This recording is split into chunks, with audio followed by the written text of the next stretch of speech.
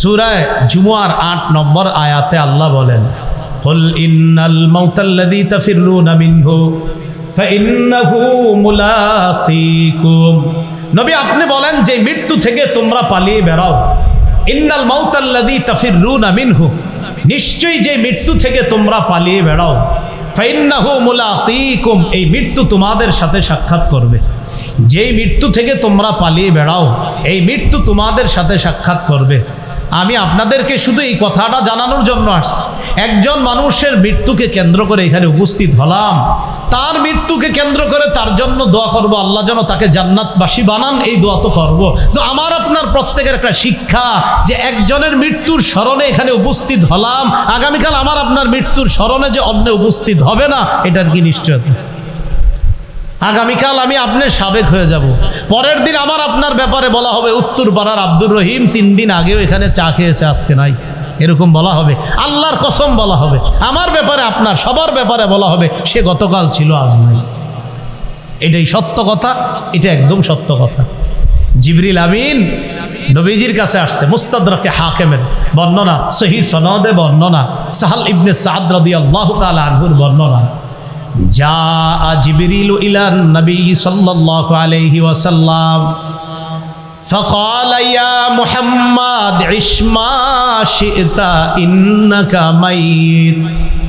জিবরিল আমিন আল্লাহ নবীর কাছে আইসা কয়, ও মুহাম্মদ সাল্লাল্লাহু আলাইহি সাল্লাম, যতদিন মন চায় বসবাস করেন, তবে মনে রাখেন মরবেন, আপনি মারা যাবেন। আপনার যতদিন মন চায় বসবাস করেন, কিন্তু এই যতদিন মন চায় মানে কি জানেননি? মৃত্যু পর্যন্ত। আপনি কিন্তু মারা যাবেন। ইন্নাকা মাইয়িতুন, নিশ্চয় আপনি মৃত্যুবরণ করবেন। এরপরে বলতেছে, ওয়া আহবিব মান আহবাবতা ফাইন্নাকা মুফারিকুহু, যাকে মন চায় বন্ধু বানান, তবে বন্ধুকে ছেড়ে যেতে হবে। যাকে মন চায় বন্ধু বানান, ফাইন্নাকা মুফারিকুহু, বন্ধুকে একদিন ছেড়ে যেতে হবে। ওয়া আমাল মা শিতা, যা মন চায় আমল করেন, কাজ করেন। কথাটা কিন্তু নবীরে বলতেছে, আসলে আমাদের সবাইরে বলতেছে। আপনি যা মন চায় আমল করেন, তবে মনে রাখবেন ফাইন্নাকা মাজজিয়ুন বিহি, আপনার এই আমলের প্রতিদান দেওয়া হবে। আপনার আমাদের আমলের কিন্তু প্রতিদান দেওয়া হবে। এজন্য আমল করা।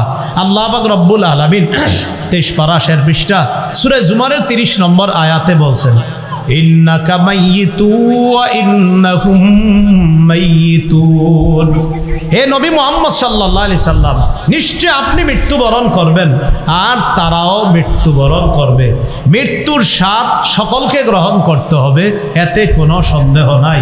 সূরা মুনাফিকুনের 11 নম্বর আয়াতে আল্লাহ বলেন, ওয়ালাই ইউআখিরাল্লাহু নাফসান ইযা জাআ আজালুহা, যখন মৃত্যু এসে যাবে,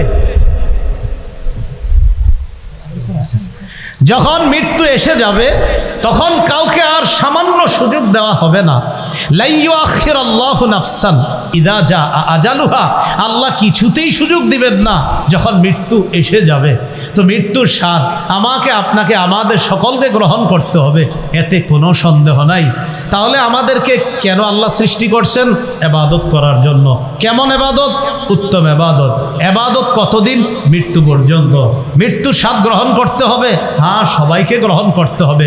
মুহাম্মদ সাল্লাল্লাহু আলাইহি সাল্লামকে জিবরিল আমিন বলতেছে, আপনি যতদিন মন চায় বাঁচেন, তবে এই যতদিন মানি মৃত্যু পর্যন্ত আপনি মৃত্যুবরণ করবেন। যাকে মন চায় বন্ধু বানান, ফাইন্নাকা মুফারিকুহু, বন্ধুকে একদিন ছেড়ে যেতে হবে আপনার। ইআমাল মা শিতা, আপনি যা মন চায় আমল করেন, এটা আমাকে আপনাকে বোঝানোর উদ্দেশ্য। ফাইন্নাকা মাজজিয়ুন বিহি, এর প্রতিদানও কিন্তু দেওয়া হবে। এই জন্য আমার আপনার প্রত্যেকের এই চিন্তা করা উচিত। তো এখন এই আমি আপনি আসলাম, দুর্বল অবস্থা থেকে বানাইলেন, আস্তে আস্তে বড় করলেন, কেন? ইবাদত করার জন্য। কতদিন? মৃত্যু পর্যন্ত। এখন মৃত্যুটা কেমন হবে আল্লাহ বলে দিয়েছেন, ইয়া আইয়ুহাল্লাযীনা আমানুত্তাকুল্লাহ হাক্কা তুকাতিহি ওয়া লা তামুতুন্না ইল্লা ওয়া আনতুম মুসলিমুন। হে ঈমানদারগণ, আল্লাহকে ভয় করো, যথাযথ ভয় করো, মুসলমান না হয়ে মরবা না। কি বলছে দেখেন, মুসলমান না হয়ে মরবা না। সূরা বাকারার 208 নম্বর আয়াত। আমাদের হযরতের শায়েখ যে আয়াতটা তেলাওয়াত করেছিলেন, ইয়া আইয়ুহাল্লাযীনা আমানু দুখুলু ফিস-সিলমি কাফা, হে ঈমানদারগণ ইসলামে পরিপূর্ণ প্রবেশ করো। এই আয়াতের ব্যাখ্যায় মুফাসসিরিনে কেরাম লেখেন পরিপূর্ণ প্রবেশ করা দ্বারা উদ্দেশ্য মুআমালাত, মুআশারাত, আখলাক এগুলা 100-100 পালন করতে হবে। শুধু নামাজ, রোজা, হজ, যাকাত এবং না, পাশাপাশি সব ঠিক রেখে ইসলামে পরিপূর্ণ প্রবেশ করা। সূরা আলী ইমরানের 19 নম্বর আয়াতে আল্লাহ বলে দিয়েছেন ইন্নাদ-দীনা ইনদাল্লাহিল ইসলাম, আল্লাহর কাছে মনোনীত ধর্ম ইসলাম। সূরা আলী ইমরানের 85 নম্বর আয়াতে আল্লাহ বলেন ওয়া মান ইয়াবতাগি গায়রাল ইসলামি দীনান ফালাই ইউকবালা মিন, যে ব্যক্তি ইসলাম ছাড়া অন্য কোনো কিছুকে দিন হিসাবে গ্রহণ করবে এটা কিছুতেই তার থেকে গ্রহণ করা হবে না।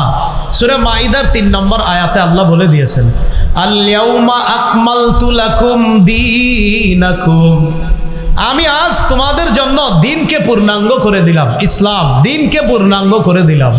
ও আতমামতু আলাইকুম নি'মাতি, আমি তোমাদের উপর আমার নিয়ামতকে পরিপূর্ণ করে দিলাম, আমি তোমাদের উপর আমার নিয়ামতকে পরিপূর্ণ করে দিলাম। আমাদের শায়েখ যিনি উপস্থিত হয়েছেন হযরত মাওলানা শেখ হাসান জামিল হাফিজাহুল্লাহ, রমজানের আগে ফেব্রুয়ারি মাসে হজরতের একটা বয়ান শুনেছি আমি যাইতে যাইতে হজরত আলোচনা শেষ করেছেন নারায়ণগঞ্জ, হজরতের হয়তো মনে পড়ে গেছে, নারায়ণগঞ্জ সোনারগাঁও। তা আমি যাওয়ার আগে হজরত থেকে এই আয়াতের উপর আলোচনা করতেছিলেন আল-ইয়াউমা আকমালতু লাকুম, এই আয়াত দিয়ে হজরত সেদিন বেদাত কি জিনিস এটা বুঝাইতেছিলেন, আমার পুরা মনে পড়ল। তো এই আয়াতে আল্লাহ পাক রব্বুল আলামিন বলেছেন আজ আমি তোমাদের জন্য দিনকে পূর্ণাঙ্গ করে দিলাম আর তোমাদের উপর আমার নিয়ামতকে আমি পরিপূর্ণ করে দিলাম। এখন দেখেন দিন ইসলাম, এই ইসলাম আমরা পেয়েছি। তো আল্লাহ বলতেছেন মুসলমান না হয়ে তোমরা মরবা না। বাস মুসলমান কিভাবে থাকবো মরণ পর্যন্ত, সূরা হাশরের 7 নম্বর আয়াতে আল্লাহ বলে দিয়েছেন মা আতাকুমুর রাসূলু ফাখুযু, মুহাম্মদ সাল্লাল্লাহু আলাইহি সাল্লাম যা দেন তা গ্রহণ করো, ওমা নাহাকুম আনহু ফান্তাহু, যা থেকে নিষেধ করেন তা থেকে বিরত থাকো। বাস মুহাম্মদ সাল্লাল্লাহু আলাইহি সাল্লাম যা দেন এটা গ্রহণ করা, যা থেকে নিষেধ করেন এটা থেকে বিরত থাকা।